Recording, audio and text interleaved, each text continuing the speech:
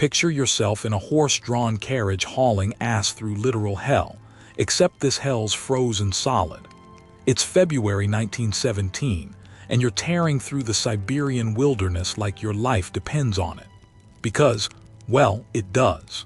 The temperature, a bone-crushing -30 degrees Celsius. We're talking cold enough to kill you in minutes, cold enough that your breath crystallizes midair, cold enough that your eyelashes freeze together if you blink too long.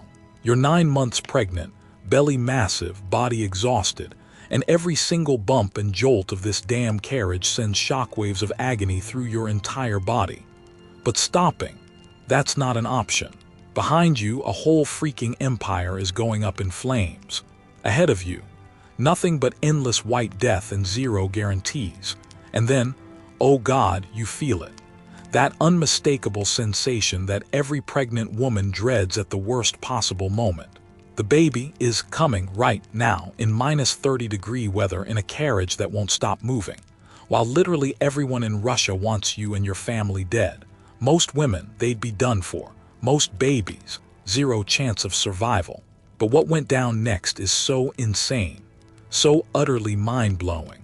It'll make you question everything you thought you knew about human survival, about what a mother will do when her children's lives are on the line, and about how far the human body can be pushed before it just gives up.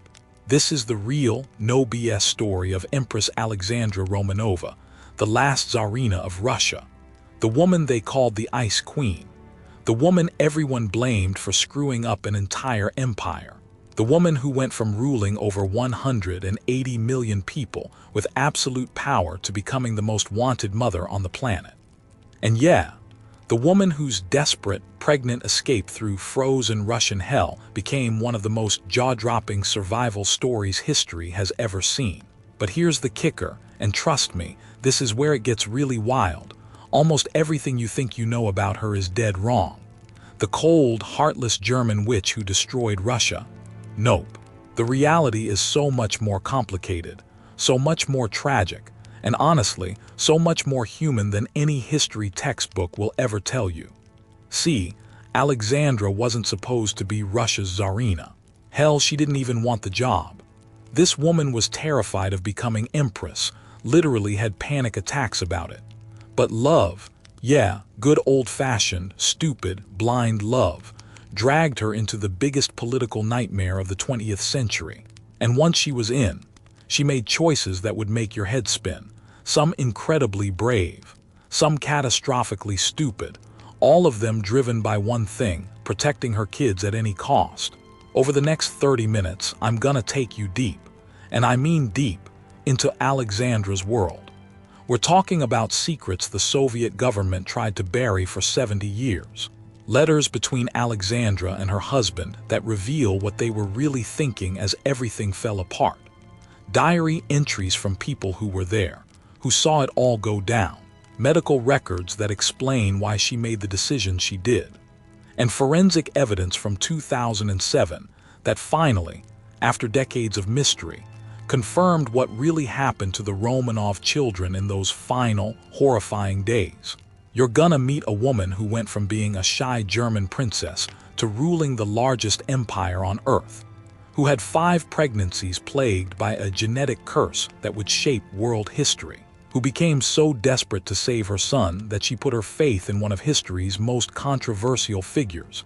Yeah, we're talking about that guy, Rasputin, who tried to run an empire while her husband was at war and honestly made some choices that were straight-up disastrous, who faced a choice no mother should ever face, who watched as absolutely everything got ripped away in a matter of months, who ended up imprisoned with her family not knowing if tomorrow would be their last day alive, and who showed more courage in her final moments than most people show in their entire lives. By the time we're done, you're gonna see the Russian Revolution through completely different eyes. You're gonna understand why one woman's maternal desperation helped topple a 300-year-old dynasty. And you're gonna realize that sometimes, the most dangerous person in a palace isn't the scheming villain. It's the desperate mother who will sacrifice anything, including an empire, to save her child. Before we dive into the palace intrigues and frozen escapes, Smash that subscribe button if you're into deep dives on royal scandals and women's history that textbooks conveniently leave out. We drop videos every week about the queens, empresses, and royal women who shaped history but got written out of it.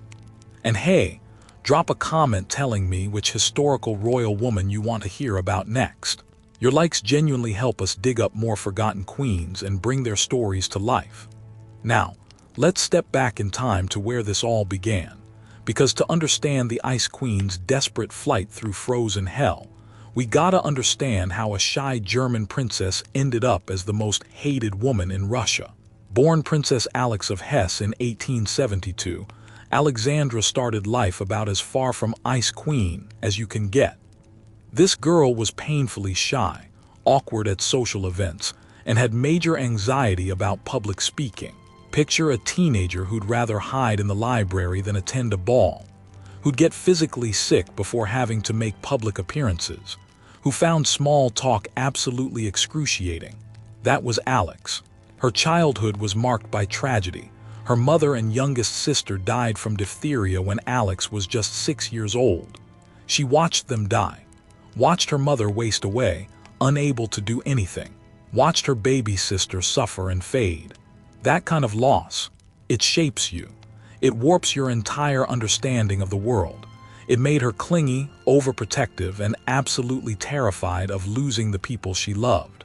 Keep that in mind, because it's gonna explain literally everything that comes later. Young Alex grew up in the small German state of Hesse, raised by her grandmother Queen Victoria of Britain after her mother's death. Victoria tried to toughen her up, to prepare her for the royal life that awaited, but it didn't really take. Alex remained introverted, deeply religious, and uncomfortable with the performative aspects of royalty. She'd rather pray for hours than attend a state dinner. She'd rather write in her journal than make political small talk. This was not the personality profile for someone about to become Empress of the largest empire on Earth. Now, young Alex wasn't supposed to marry into the Russian imperial family. She was actually Queen Victoria's granddaughter. Yeah, that Queen Victoria, which meant she had options. Lots of European princes were interested. She could have married into the British royal family, stayed close to home, lived a relatively quiet life. But then she met Nicholas Romanov, the heir to the Russian throne. And guys, when I tell you this was a love story, I mean it. These two were genuinely, madly, head over heels in love. We're not talking about a political arrangement or a strategic alliance. This was the real deal. They met when she was just 12 years old, visiting Russia with her sister. Nicholas was 16. He saw her and apparently told his diary he'd marry her someday. They met again 5 years later and boom, both of them were completely smitten. Nicholas's diary entries from this period are honestly adorable. He's writing stuff like, "I'm crazy about her, and I can't stop thinking about Alex, and she is perfection itself." And she felt the same way. Her letters show a young woman completely in love, daydreaming about a future with this handsome Russian heir. But there was a massive problem. Actually, several problems. First, Alex was Lutheran, and to marry the future Tsar of Russia, she'd have to convert to Russian Orthodox Christianity. And Alex took religion seriously. Like really seriously. Her faith wasn't some casual Sunday thing. It was the core of her identity. The idea of abandoning it felt like betraying everything she believed in. Second, she'd have to move to Russia, far from everything she knew. Third, she'd have to become empress, which terrified her. She told Nicholas repeatedly that she didn't think she could do it, that she wasn't strong enough, that the responsibility would crush her. She agonized over this decision for months. She prayed constantly. She cried.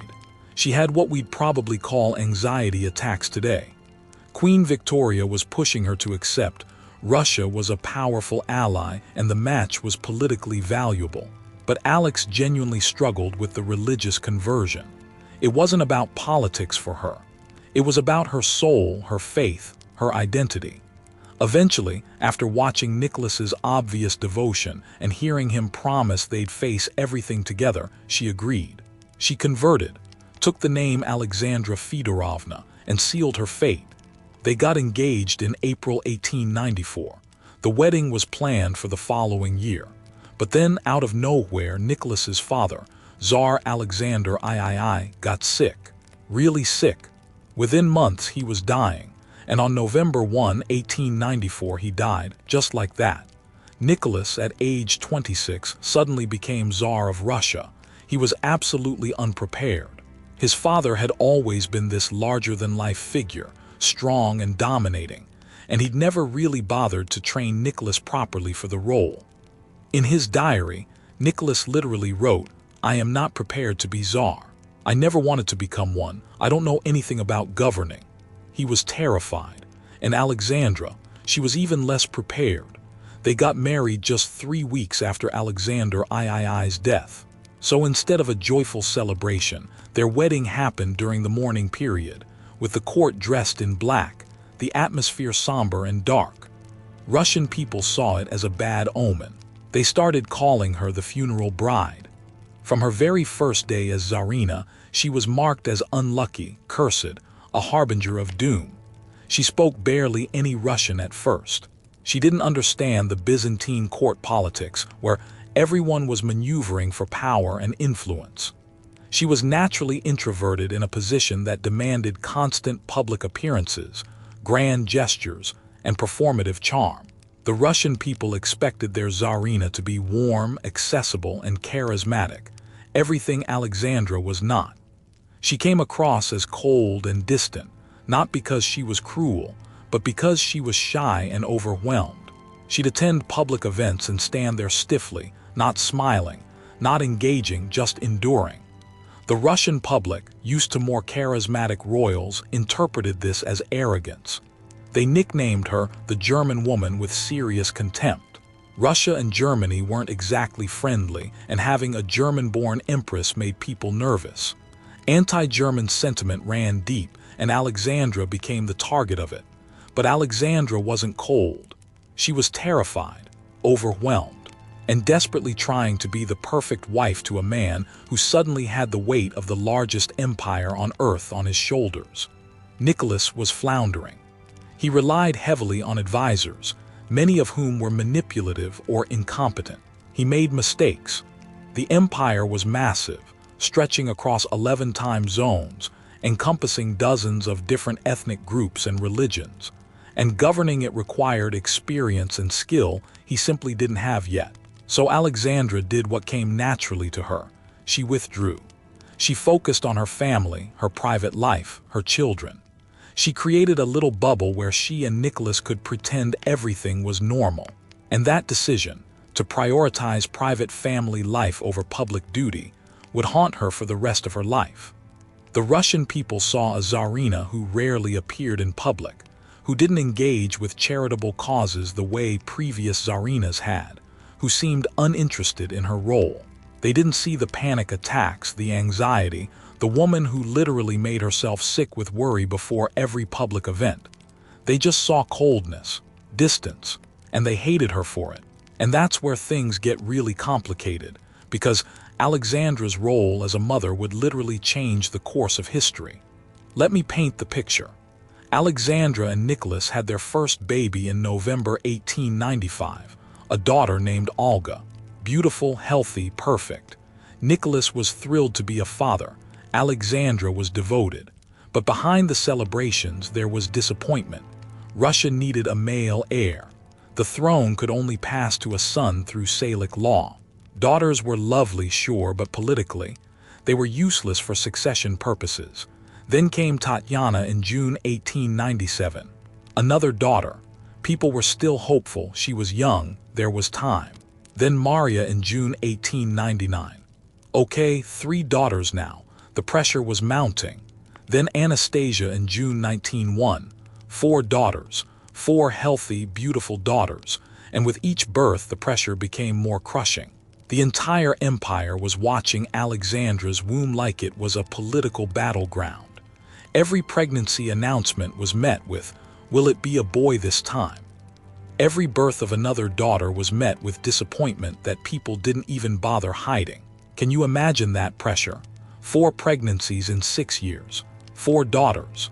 Knowing that your primary value to your husband, to your country, to history itself, depends on your ability to produce a male child. The whispers at court were brutal. Some people suggested Nicholas should divorce her. There were historical precedents for setting aside a wife who couldn't produce sons. Others implied Alexandra was cursed, that God was punishing her for something. Some even spread rumors that she was barren of sons, that something was wrong with her body. The stress was absolutely crushing her. She became even more withdrawn, more anxious. She suffered from what we now recognize as severe depression and anxiety. Her health deteriorated. She developed heart problems and sciatica that would plague her for the rest of her life. And then finally, in August 1904, 10 years into her marriage, Alexandra gave birth to a son. Alexei Nikolaevich Romanov, the heir, the Tsarevich, the child who would one day rule Russia. The entire empire went crazy with celebration. Cannons fired 301 times, once for each year of Romanov rule. Bells rang across the country for hours. Peasants wept with joy in the streets. Nicholas was overjoyed. Alexandra was vindicated. Everything she'd endured, all the criticism and pressure and pain, suddenly seemed worth it. She'd done it. She'd given Russia its heir. For about 6 weeks. That's how long it took before Alexandra's world came crashing down in the most horrifying way possible. Baby Alexei started bleeding. Just normal infant stuff at first. Maybe he bumped himself. Maybe it was something minor during a diaper change. Except the bleeding wouldn't stop. It should have clotted in minutes. Instead, it went on for hours, days. The baby screamed in agony. His tiny body swelled with internal hemorrhaging. The best doctors in Russia examined him, ran tests, consulted medical texts, and delivered a diagnosis that made Alexandra's blood run cold. Hemophilia. Severe hemophilia. Now, if you don't know what hemophilia is, let me break it down. It's a genetic disorder where your blood doesn't clot properly because you're missing a crucial clotting factor.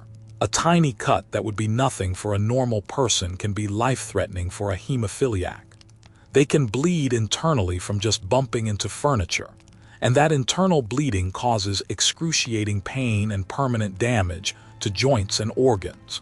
And in 1904, there was no treatment, no cure, nothing, no blood transfusions, no clotting factor injections, no modern medicine at all.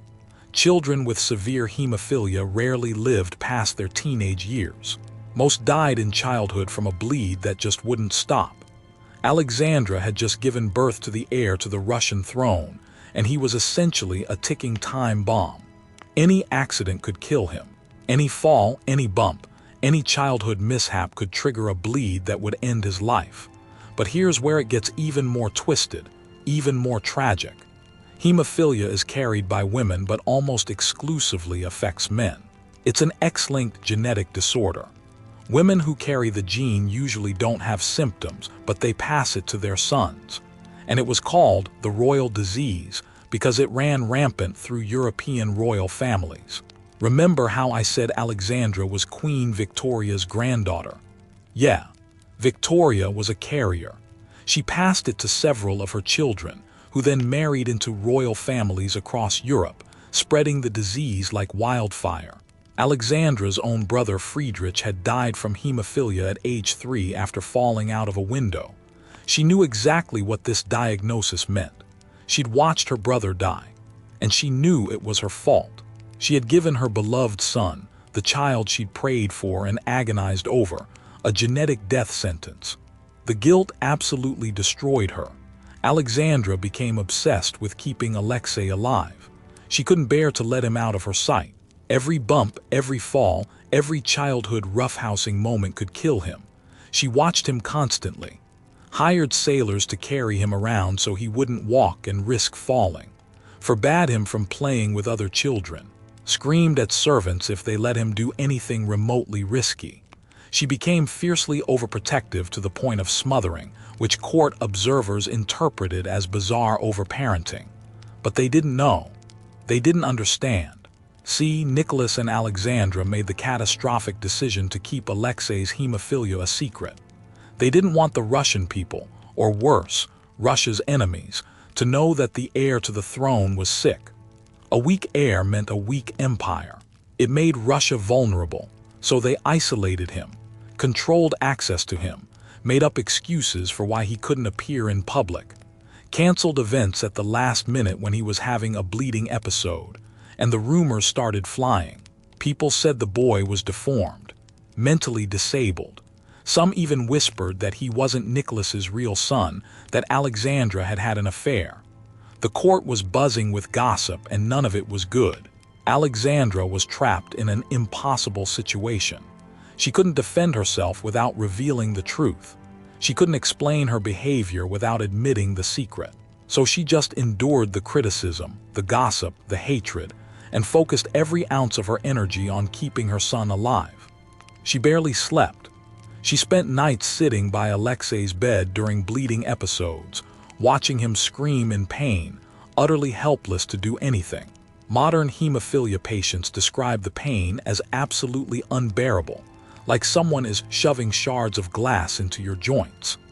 Imagine watching your toddler go through that for days on end, knowing there's nothing you can do. And then Rasputin entered the picture. Grigory Rasputin, the mysterious peasant mystic who's become this legendary figure of scandal and intrigue. Here's the thing everyone gets wrong about Rasputin and Alexandra. The relationship wasn't sexual. It wasn't some sordid affair. The rumors of them being lovers, pure fiction. It was about a desperate mother who would do absolutely anything to save her dying child. Rasputin was introduced to the imperial family in November 1905 through some well-connected aristocrats who thought his healing powers might help. Rasputin was this wild-looking peasant from Siberia, long, greasy hair, intense staring eyes, crude manners, and a reputation as a holy man who could perform miracles. And guys, I know how this sounds. I know it seems crazy, but you gotta understand, Alexandra had tried everything. The best doctors in Europe couldn't help Alexei. They could diagnose the problem but offered zero solutions. Modern medicine had nothing to offer. Her baby was suffering, screaming in pain during hemophilia attacks that left him bedridden for weeks, joints swollen to twice their normal size. She was watching her child die slowly and no one could help. And then this weird peasant shows up, prays over Alexei, and the bleeding stops, just stops. The swelling goes down. The child, who moments before was writhing in agony, calms down and falls asleep. It happened multiple times. Whenever Alexei had a crisis and Rasputin was called, the boy improved.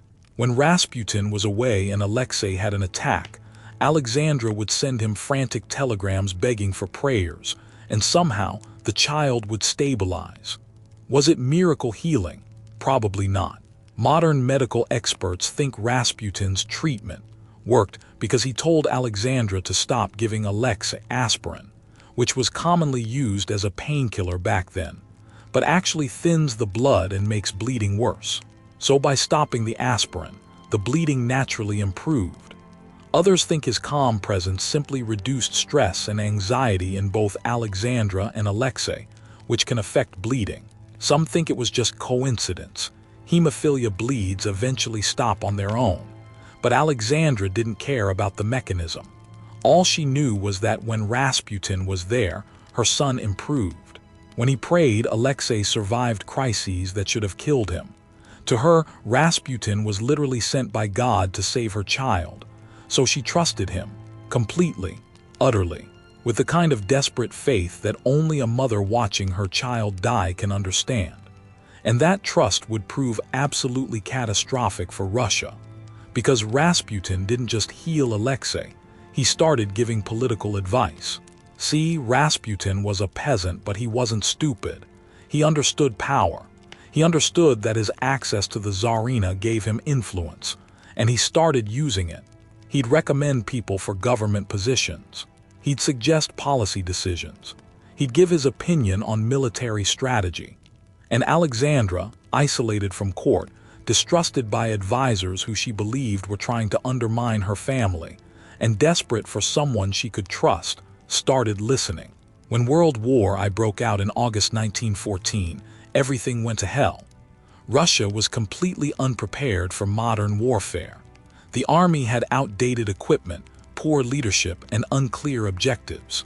Within months, Russian casualties were staggering. Hundreds of thousands of soldiers were dying. The economy was collapsing under the strain. Food shortages were crippling cities. And in September 1915, Nicholas made a fateful decision. He went to the front to take personal command of the army. He thought it would boost morale, that the soldiers would fight harder knowing their Tsar was with them. What it actually meant was that he left Alexandra in charge of the government. Yeah, you heard that right. The shy, anxious, German-born empress who barely spoke Russian and had zero political experience was suddenly running Russia during the biggest war in human history up to that point. Nicholas consulted with her by telegraph and letter, but the day-to-day decisions were hers, and she was taking advice from Rasputin. The decisions she made during this period were disastrous. She fired competent government ministers because Rasputin told her they couldn't be trusted and replaced them with Rasputin's recommendations, guys who were often corrupt, incompetent, or both. She dismissed military leaders who criticized her decisions. She interfered with war strategy based on mystical visions and prayers rather than military reality. She made economic decisions that worsened the food crisis. And all the while, the Russian people were suffering. Millions of Russian soldiers were dying on the front. Cities were starving. Inflation was out of control.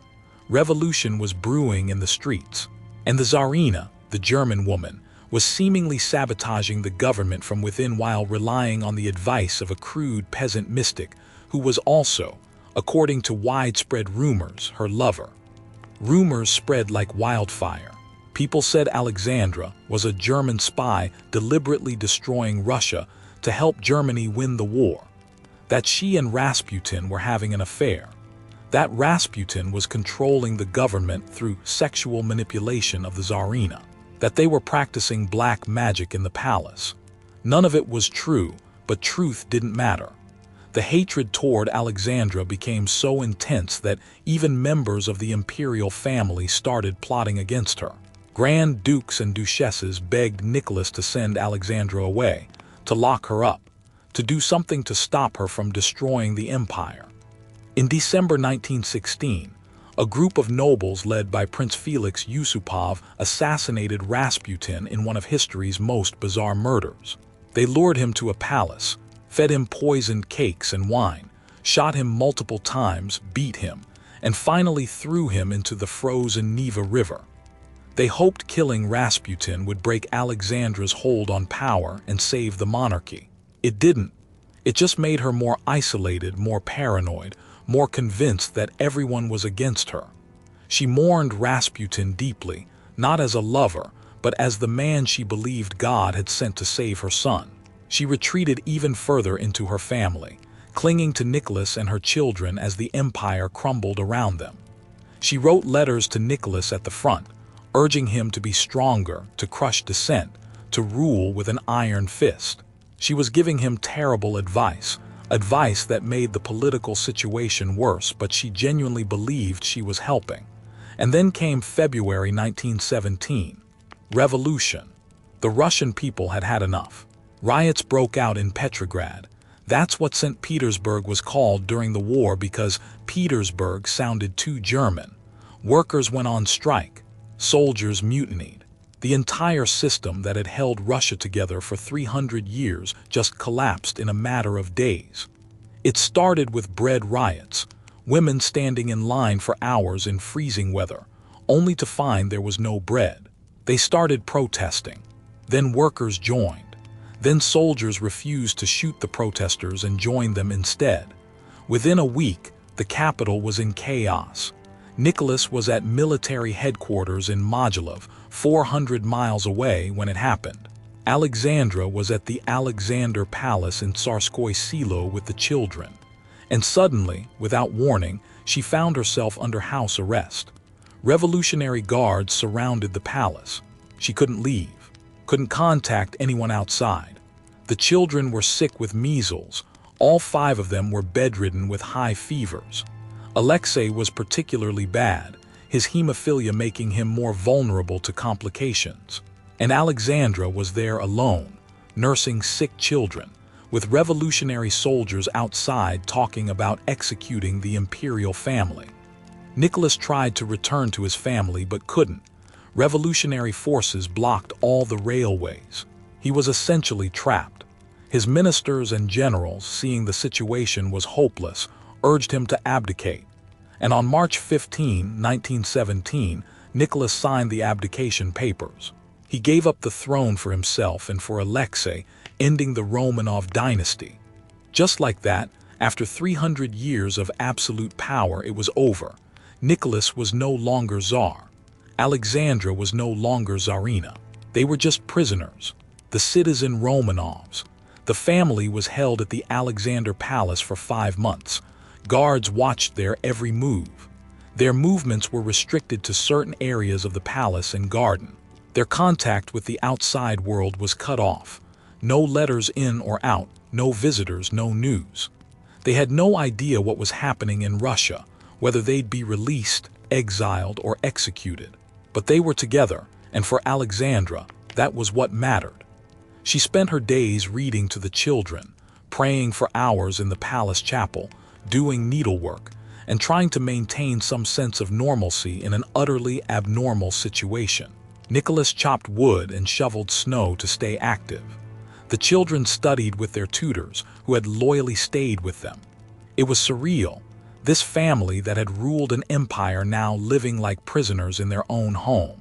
Then, in August 1917, the revolutionary government decided the family was too dangerous to keep near Petrograd. The political situation was getting more radical. The Bolsheviks were gaining power, and there was fear that royalist forces might try to rescue the family and restore the monarchy. So they decided to move them deeper into Russia, somewhere remote where rescue would be impossible. The destination: Tobolsk, a small town in Siberia. The journey took a week by train and boat. The family traveled under guard, not knowing where they were going or what would happen to them. When they arrived in Tobolsk in August 1917, they were imprisoned in the governor's mansion, a decent house but still a prison. Guards were posted everywhere. Walls were built to block their view of the street so locals couldn't see them. Winter in Tobolsk was brutal. Temperatures dropped to -40°C. The family had some of their belongings, some furniture and personal items, but they were cut off from everything they'd known. For 8 months, they lived in limbo. Alexandra's health deteriorated seriously. She had suffered from sciatica and heart problems for years, and the stress and harsh conditions made everything worse. She spent most days in a wheelchair, unable to walk. The pain in her back and legs was constant. Alexei's hemophilia continued to cause crisis after crisis. Without access to proper medical care or even Rasputin's calming presence, every episode was terrifying. In December 1917, Alexei fell and triggered a severe bleed in his groin. He was bedridden for weeks, in agony, while Alexandra sat by his bed praying desperately for his survival. The family didn't know it, but Russia was changing rapidly. In October 1917, the Bolsheviks under Lenin seized power in Petrograd. The moderate provisional government that had held the family was gone. The Bolsheviks were far more radical, far more willing to use violence, and they viewed the Romanovs as symbols of everything wrong with old Russia. In April 1918, everything got worse. The Bolsheviks decided to move the family again, this time to Ekaterinburg, a city deeper in the Urals, in the heart of Bolshevik territory. The political situation was deteriorating fast.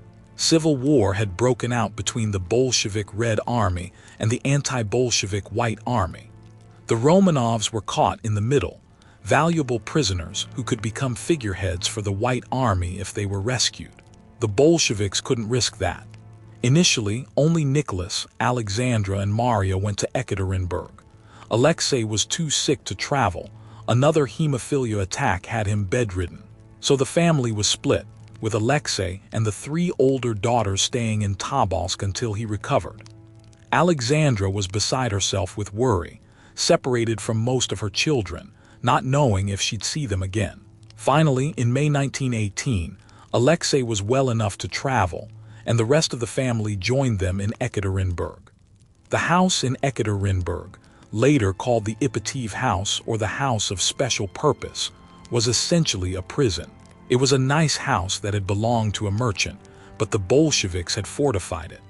They built a tall wooden fence around it so no one could see in or out. They painted over all the windows so the family couldn't see outside. They posted guards everywhere, inside the house, outside on the street. The family was allowed outside for only 1 hour per day, into a small enclosed area where they couldn't see anything. Their rooms were searched regularly. Their belongings were confiscated piece by piece. Guards were hostile, sometimes cruel. They wrote obscene graffiti on the walls about Alexandra. They made crude jokes. The commandant, Yakov Yurovsky, was cold and threatening. The walls literally closed in on them.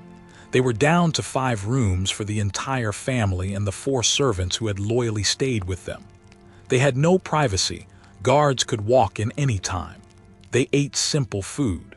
They had almost no possessions left, and they had no idea what was coming. Alexandra knew something terrible was coming. Her letters from this period, the few that survived, show a woman trying desperately to maintain hope while preparing for the worst. She wrote about trusting in God, about staying strong for her children, about believing that somehow, some way, they would survive this nightmare.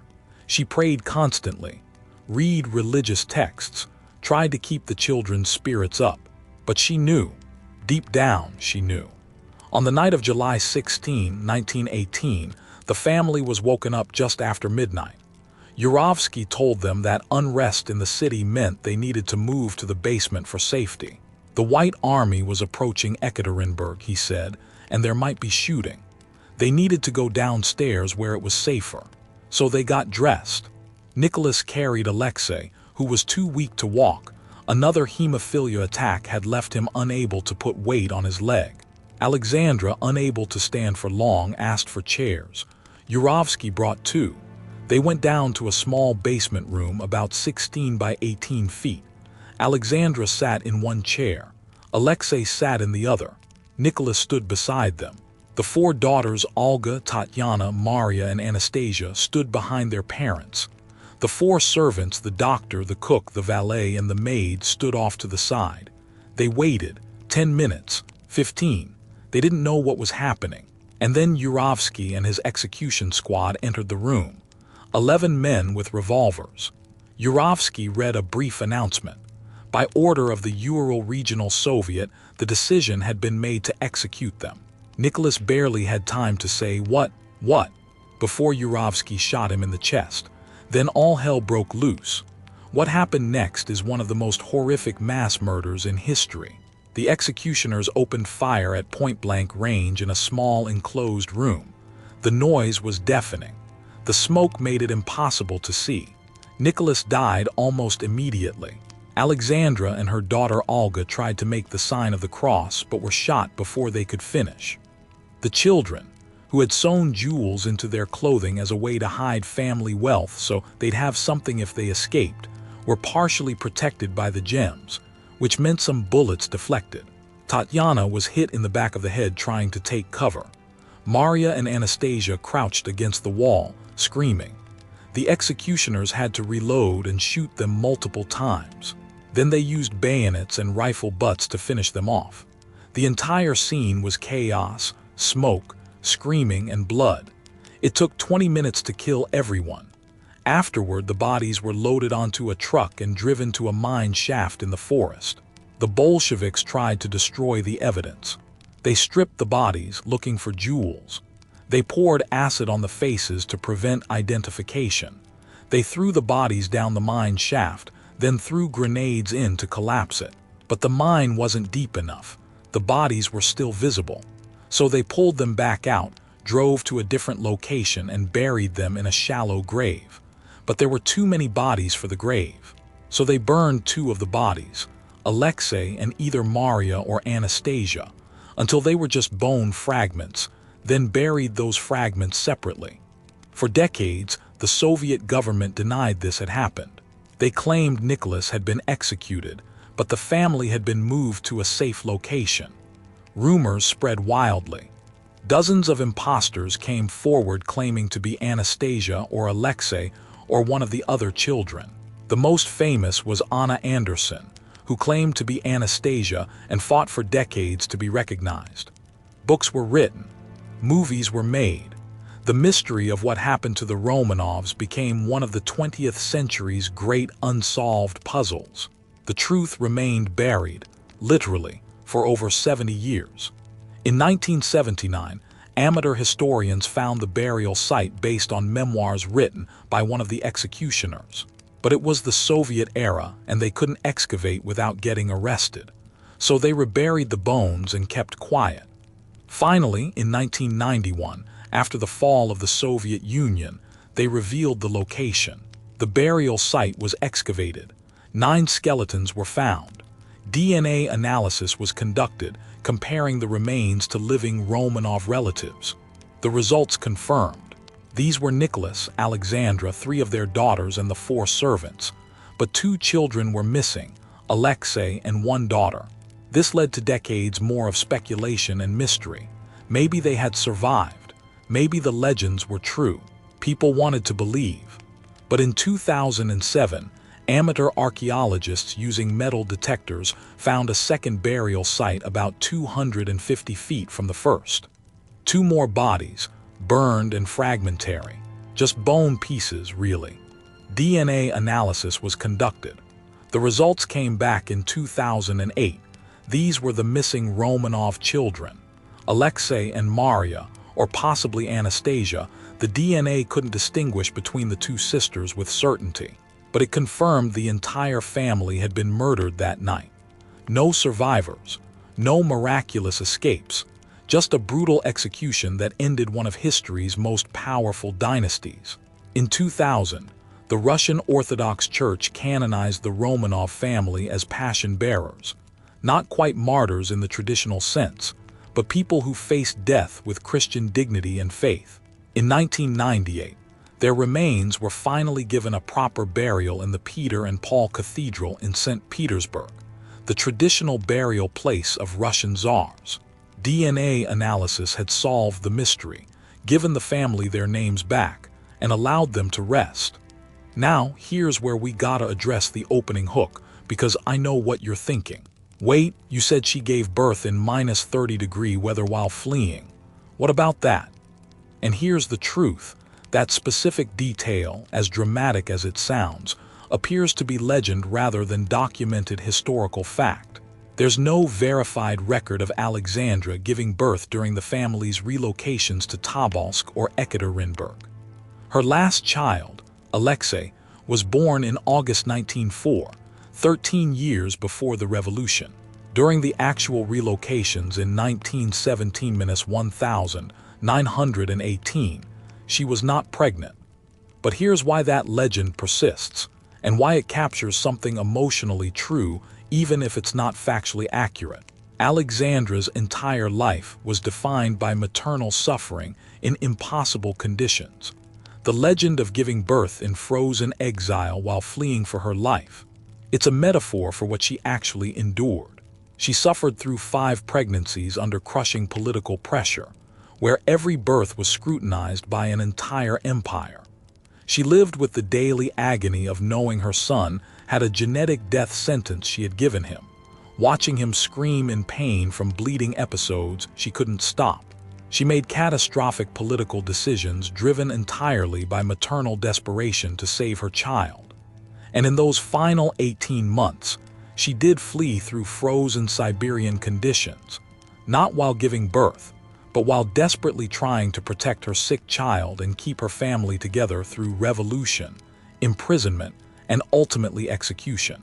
The frozen flight, the desperate maternal protection, the impossible conditions, all of that is absolutely true. Whether she literally gave birth during one of those journeys, or whether her entire reign was one long, frozen, desperate attempt to give life and protection to her children in impossible circumstances. Either way, the emotional reality is the same. The legend captures a deeper truth about her experience, even if the specific details are embellished. Alexandra Romanova was a woman destroyed by motherhood in a system that weaponized women's bodies for political purposes. She was a shy, traumatized girl thrust into unimaginable power, who then made terrible decisions trying to protect the child she loved more than an empire. She was vilified by her people, blamed for a war she didn't start, and murdered along with her entire family in a basement in the middle of the night. Her story is one of the most tragic in royal history, but it's also deeply human, a reminder that behind every crown, every political disaster, every historical figure we reduce to simple narratives, there's a real person who loved, suffered, made mistakes, and died in ways that would break most of us. History has not been kind to Alexandra. She's remembered primarily as the foolish Tsarina who helped destroy Russia, the mystic-obsessed German who trusted Rasputin, the weak woman whose maternal instincts made her a political disaster. And yeah, a lot of that criticism is fair. Her political decisions during World War I were genuinely terrible. Her trust in Rasputin was politically catastrophic. Her isolation from the Russian people created a chasm that could never be bridged. Her interference in government appointments weakened Russia at the worst possible time. But she was also a woman trapped in an impossible situation. A mother watching her child suffer from an incurable disease, screaming in pain for days at a time, with no medical help available. A wife desperately trying to support her overwhelmed husband who never wanted to be czar and wasn't prepared for it. A person who never wanted power but had it thrust upon her, and who made the human choice to prioritize her family over everything else, even when that choice had devastating consequences for millions of people. So what's her legacy? What should we remember about Alexandra Romanova, the Ice Queen, the last Tsarina of Russia? Maybe this: she was neither the monster her enemies portrayed nor the martyr her defenders claim. She was a complicated, flawed, deeply human woman who faced impossible choices and made catastrophic mistakes driven by love. She shows us what happens when maternal instinct collides with political reality, when personal devotion trumps public duty, when a woman's fierce love for her child becomes more important than an empire. Would Russia have fallen without Alexandra? Probably. The system was already rotten, the war was already devastating, the revolution was already brewing. But did her decisions accelerate the collapse?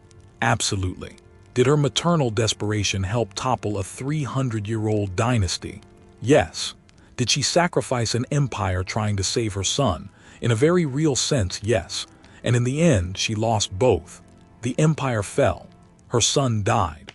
Everything she sacrificed for, every terrible decision she made, every alliance she destroyed, all of it was for nothing. She couldn't save Alexei. She couldn't save her daughters. She couldn't even save herself. She died in that basement, shot multiple times, her last moments spent watching her children murdered in front of her. That's the real story of the Ice Queen. Not the monster, not the mystic, not the political disaster. Just a woman who loved her family, made terrible choices trying to protect them, and paid for it with everything she had. A woman who went from fairy tale romance to absolute power to imprisonment to execution in just 24 years of marriage. A woman whose maternal devotion was both her greatest strength and her fatal flaw. Alexandra Romanova deserved better than history gave her. She deserved better than the hand she was dealt. And she definitely deserved better than dying in a basement, executed because of her family name, her choices, and a revolution that swept away centuries of history in its rage for change. But history isn't fair. History doesn't care about intentions or love or maternal devotion. History only cares about consequences, and the consequences of Alexandra's choices were catastrophic. So the next time someone mentions the fall of the Romanovs, remember this. It wasn't just about political systems or revolutionary fervor or the end of an empire. It was about real people, including a desperate mother who would have sacrificed anything, even an empire, to save her son. And in the end, she lost everything anyway. That's the tragedy of the Ice Queen. That's her real story. And that's why, more than a century later, we're still talking about her.